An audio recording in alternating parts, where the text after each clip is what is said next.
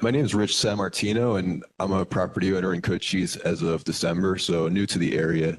But I wanted to ask how you got to that 50% because I read that I know these numbers are you're still estimating them, but I read that you're estimating there's a 3-to-1 overdraft right now, and a 50% reduction of that, if my math is right, would still mean we're drafting twice as much water as would be in total balance. So why was that considered acceptable? Broad strokes. Your question is broadly correct, wherever the number might be, right? A 50% reduction in overdraft is not a reduction in all, or is not an elimination of overdraft, right? So how did we get there? The answer, frankly, is understanding that Willcox doesn't have the kind of surface water supplies that other places have. So where do you go for the water when you make those kind of reductions? Number two, the availability of supplies like effluent that large areas like Phoenix might have also aren't here. There's not a large water supplier here that can take a bunch of water that they're getting as return flows and treat that to sell it back.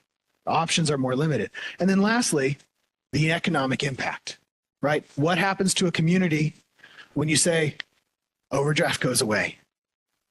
So that's where the 50% number comes from. An understanding, Ed spoke to that this doesn't solve everything, but it starts at moving in that direction. Understanding that kind of, and if there's a theme, the theme of the afternoon is incremental change, incremental progress towards that goal. Not only is it not fixing the problem overnight, it's taking some time, but honestly, there's a long way to go for a place like Willcox. So that's the answer to your question. Did you have a follow-up? Yeah. I'm coming at this from the perspective of I moved out here to do homesteading, so I don't own an agricultural operation, and I guess I just want to voice my opinion that these earth fissures pose a public safety risk, and so you're talking over 50 years. It's like, is that going to open up under a road or a gas line? And then I had a well share when I moved here, and that had to be deepened at a cost that was prohibitive for me. So talking about economic impact and the rug being pulled out from under you, I just want to speak for residents who economically have had the rug pulled out from under them because of their wells going dry. Thank you. I don't have a response that can properly address that, right? There's no way that I can just, well, I promise I will. I can't minimize what that's like for folks out here who've had to deepen well. I know folks out here who've either had to pay to deepen a well or they would have had to but couldn't afford it. I can't minimize that, right?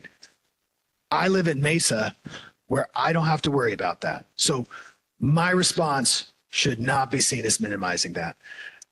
At the same time, when we're in a place like Willcox where things are pretty rough already, earth fissures are here already, the choice we have is to move in the right direction, and we're trying to do that in a way that can make sense for the community. So I don't mean to be dismissive.